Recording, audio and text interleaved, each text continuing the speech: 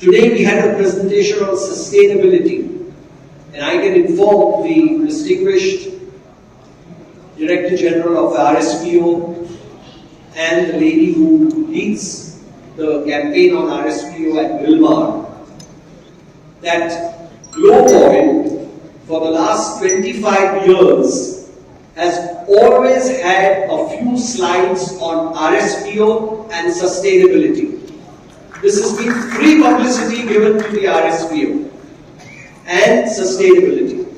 And I am proud to say that my own organization, Godrej, sponsored the RT4, the fourth ever roundtable conference of RSPO. It's only when the demands of RSPO became too onerous and we felt a bit suffocated that we felt that we should take a step back. Because after all, in India, where we grow oil palm, there is no question of any deforestation. We plant oil palm on agricultural land. So this is one of the best things that can happen. And the new project that we are bringing, Project Bamboo, is even more eco-friendly. And for that reason, I would say that in today's world, where palm oil is going to make fossil fuels redundant, there is all the more reason to look very benignly at palm oil and not keep nitpicking at it at every nook and cranny. So these are my initial remarks.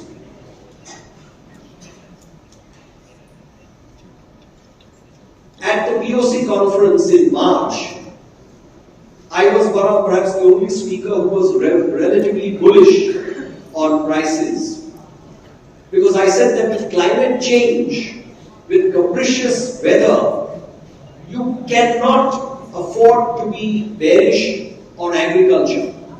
Because you do not know where and when Mother Nature will strike and create a problem in terms of yields, in terms of agriculture and even human life.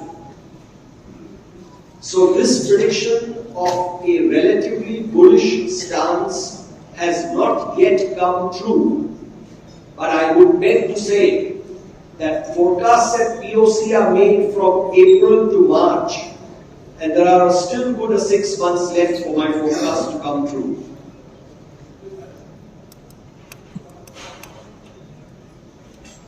What has happened is that we now face what is called a new normal. And the new normal is to expect the abnormal at every nook and cranny. And for that reason, I would say that El Nino, that feared phenomenon that we all expected to lead to higher prices this year, is delayed but not dead. It was very interesting listening to Sandeep Bhan and Farhan and members of the panel to talk about how much impact El Nino has made so far. And I tend to agree. The El Nino phenomenon always moves from east to west. And the large geographical area that it can cover is from the far side of Australia to the far side of West Pakistan. In between, it can hit anywhere. And right now, we are seeing deleterious effects in Australia as well as in Kalimantan and other parts of Indonesia. Malaysia has been very lucky. Malaysia has been as lucky as India has been. In India, we saved our kharif crops by a whisker because thank God the rains came in September. If they had not, we would have had an agricultural disaster. Because in Indian agriculture, what matters is rainfall in August. Not June, not July, August. And we had a drought in August. But thank God the rains came in September. I am still not in a position to guess what the Indian crops are going to be like. But they certainly will not be the disaster they would have been had we not had this rain in September. So, as I said, El Nino is going to pick up steam, and we will have to see how it affects crops in the months ahead. Now, why did we see relatively stable prices? Let's ask ourselves a rhetorical question. I think one of the reasons has been the forecast, the incessant forecast of an upcoming recession. Second was the success of the Black Sea export corridor. There is also the question of the failure of the Chinese economy to be stimulated. High interest rates, relatively good palm production up to now, and very importantly, very soft sun oil prices because also of currency weakness, both in Russia as well as in Ukraine. Russian ruble has fallen from 60 to 100 since the war began. The Ukrainian currency, I really don't know where it stands today. But in Ukraine, no one wants to hold stock. They all want to get it out as quickly as possible. What can push prices higher? That's a question that we all need to bear in mind. First, any sign that the El Nino gathers steam, and the quickest, surest way of that, if there is haze in Singapore.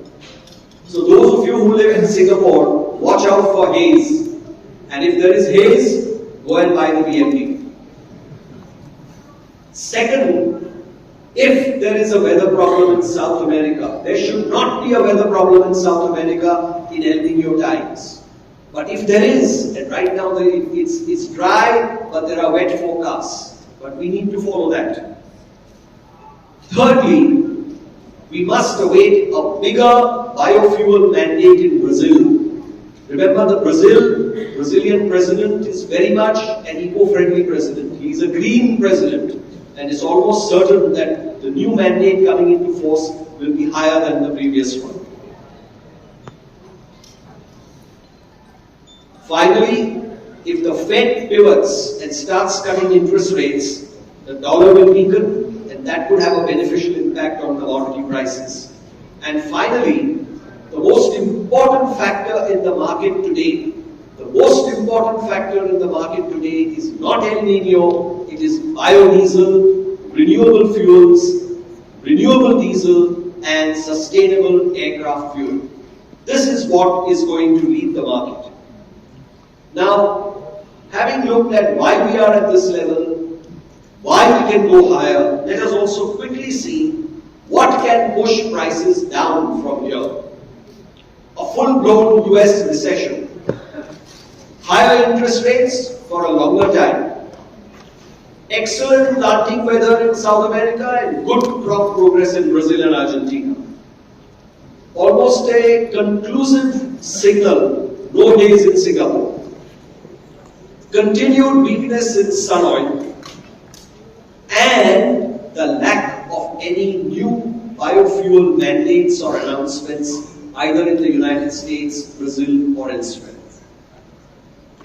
As I told you, the big story for 23-24 originally was El Nino, but because of the delay in El Nino, the big story has been biodiesel, biofuel, renewable diesel, and SAF. Let me give you a statistic to make you think of where we are. According to my friend Oil World, the total production of 8 major vegetable oils in 2023 will be 210 metric tons. Put that figure in your mind, 210 metric tons. Total production of 8 major vegetable oils. What do you think is the production of biodiesel in 2023? It's 56 million tons. So more than 25% of vegetable oil production is going for biodiesel already. And that is before the new mandates come into force in Brazil or United States. That is why you find that it is the soybean oil futures in Chicago, the tail, which is wagging the dog. And palm and every other oil is having to follow that. And we better be on guard, on lookout to see that biodiesel consumption has become the new normal in vegetable oil, and needs to be monitored and factored very carefully. Let us talk a little bit about palm oil in 2023. It has been a disappointment so far as the bulls are concerned. But palm has now become competitive except against sunflower oil. Delayed El Nino has been a huge disappointment for the bulls, I agree. My estimate is that palm production in Malaysia will be unchanged in 2023 and will be up 1 million tons only in Indonesia. Even that 1 million tons I am not prepared to put my neck on. It may be a little less than that. The outlook for palm for next year. Indonesia took too long to switch from B30 to B35. They kept telling us we are switching. They never switched until 1st of August or maybe even 15th of August. 15th of August 2023. But 24, they will be on B35 all through the year. So there is going to be a jump in consumption of palm oil for transport fuel. Palm imports in India are very strong, and I suspect that some of the palm imported into India is also going into transport fuels, because the palm oil imported into India, the olein, etc., goes in at very, very low taxation compared to fossil fuels which go into transport. Palm has been hurt by the dollar drought in Pakistan, Bangladesh, Africa, etc. And palm, at least until recently, lost its place in the European biodiesel blends in 2023. 23-24, this new wonderful oil called used cooking oil, and I have spoken from this forum and elsewhere, that used cooking oil exports from China are a bit dodgy. The Europeans have more or less caught on to this story and are now investigating. I cannot imagine that the Americans don't know about it, but we all know that what is good for America is good for America and damn the rest of the world. So for that reason, the Americans are turning a blind eye to it. And we could see as much as 1 million tons of used cooking oil being imported into the United States next year. It's possible. And that means palm from Indonesia and Malaysia going to China and then going to the United States as UCO. So let's not forget that. What can boost palm oil prices? Now I've been looking at my who are not getting the slides because I can't read the slides, they are too far.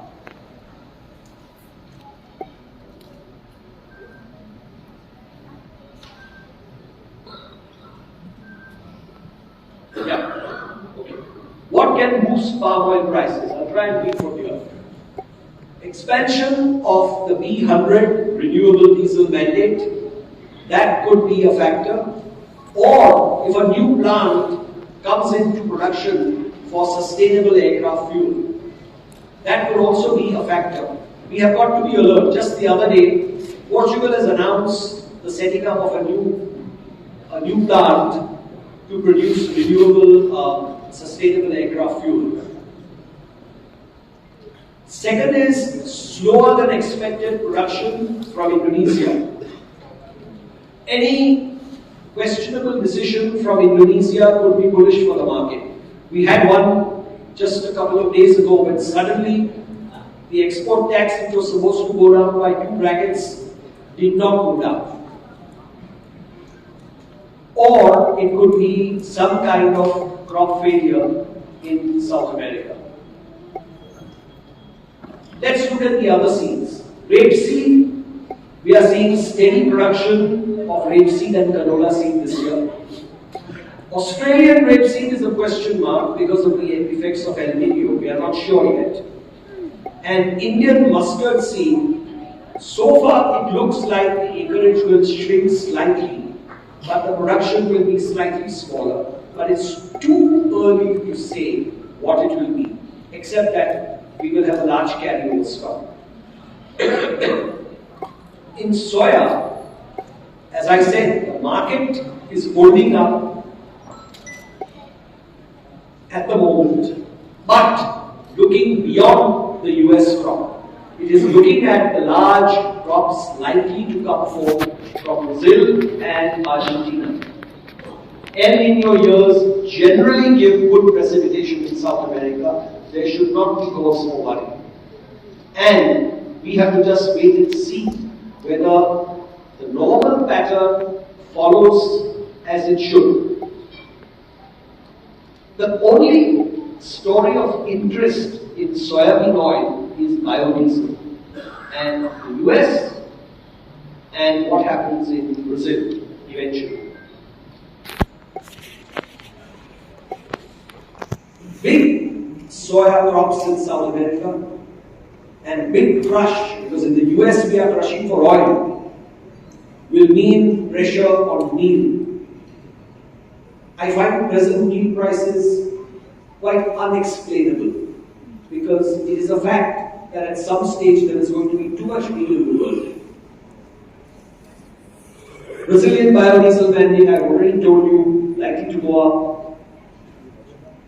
And the current debate in the United States of what incentives are available for sustainable aircraft fuel produced from soybean oil or from vegetable oil is a very interesting one. And the chances are that the Biden administration will concede most of the advantages that biofuels get also to sustainable aircraft fuel.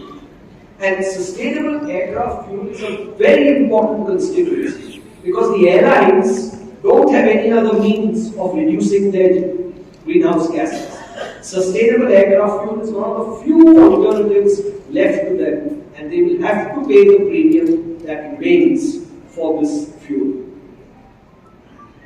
In Sunseed, I marvel at the ingenuity of Ukraine and Russia, particularly Ukraine, to grow such large crops in a war situation and then to manage to export those crops. I repeat what I have said for the last 2 years. This war is going to end badly. How it will end, we cannot say. But there are two things certain. Russia was supposed to win this war in 4 days.